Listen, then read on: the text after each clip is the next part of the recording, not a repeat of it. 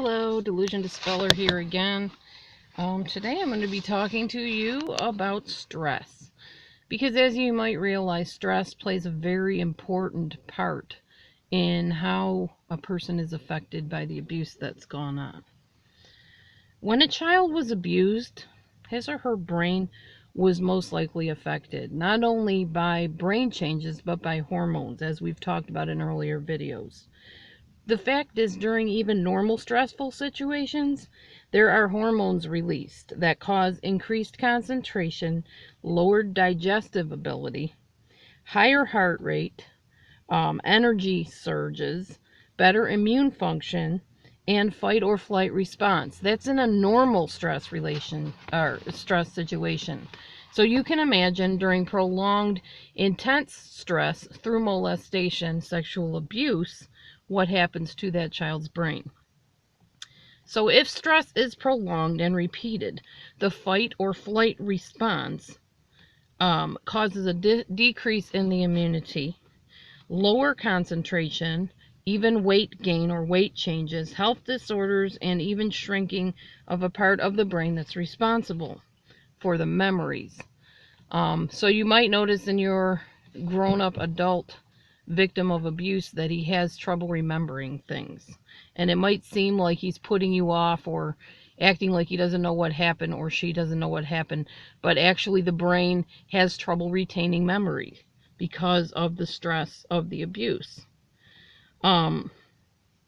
Actually the brain shrinks in the part that maintains memory storage. So it is a physical shrinkage that has been seen on scans in abuse victims. Other parts of the brain control human drive and emotion, and these parts, as well as the nervous system, are affected during prolonged and intense stress. So this could explain some of the erratic actions of your mate that has been abused, sexually abused as a child, or otherwise abused as a child, or traumatized years ago. This might help you have a little bit more understanding and compassion for that person. It just seems totally out there and ridiculous.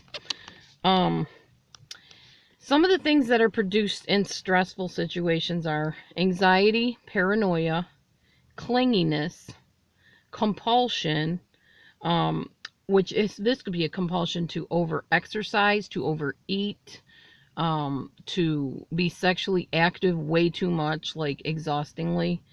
It could mean eating disorders, high adrenaline activities and risk-taking, people that jump out of planes or jump off buildings or tightrope walk. Some of them may be sexual abuse victims, not all of them, but that's very common in people that were sexually abused to have those types of problems and that type of interest in high adrenaline activities. Substance abuse is another thing, or drug abuse, alcohol abuse, addictions. Disruption in the serotonin, which is your feel-good hormone, the calming hormone, causes anxiety and depression. Sleeping too much or too little is another trait of sexual abuse and trauma. Anger, we've already talked about that quite a bit.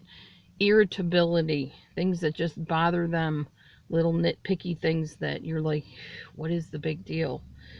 Distorted beliefs about things, and that can be anything. Self-blame is a big one, shame and self-blame. Hopelessness, zoning out, otherwise known as dissociating, detaching from the situation, where you see them sitting there but you know they're not with you. They say something about the lights are on but nobody's home, that type of thing. Sexual problems are very common. Post-traumatic stress disorder, and last but not least, personality disorders. And a common one that we see a lot is borderline personality disorder. This is a fear of abandonment, somebody that's afraid of you leaving them to the point where they alternately push you away and pull you close. They're very clingy, needy, can be draining type of people. They split. It's called splitting. They see you as all good, all bad. You're just the most wonderful person they ever met one minute, and the next minute they hate you. They don't know what they ever saw in you. They don't know why they're with you, that type of thing. Object constancy. This is where they see you the same no matter what. Like you could see somebody 10 years ago and 10 years later they see you and they're amazed that you're a doctor, a lawyer, or just that you've changed. They expected you to stay the same and they see you as the same person. They may even treat you that way and say the same things to you that they did when you guys were teens, kids, whatever. But you can tell they haven't noticed that time went on. Another part of object constancy is if you leave the room or say goodbye, they feel like you're leaving forever and they get freaked out by that.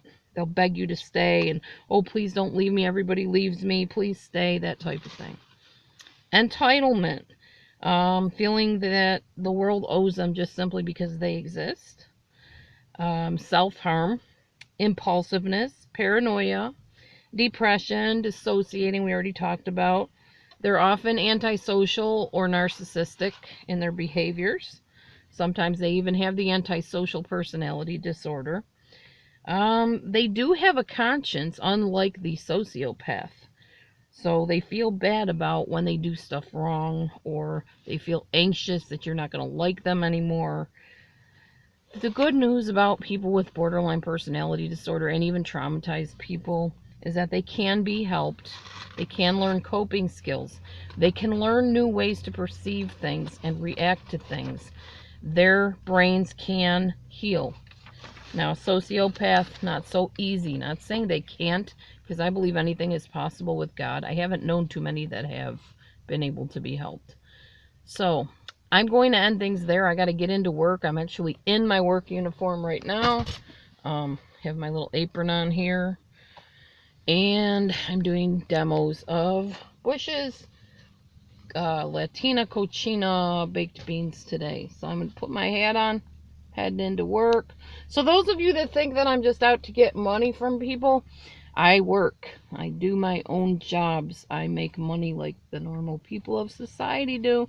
I'm not out to milk you for your money, just so you know. That's where I'm working right now. Tomorrow I'm working for the local grocery store. So for now, I'm getting into work. God bless you. I hope I have a good sample day. Talk to y'all soon. Bye-bye.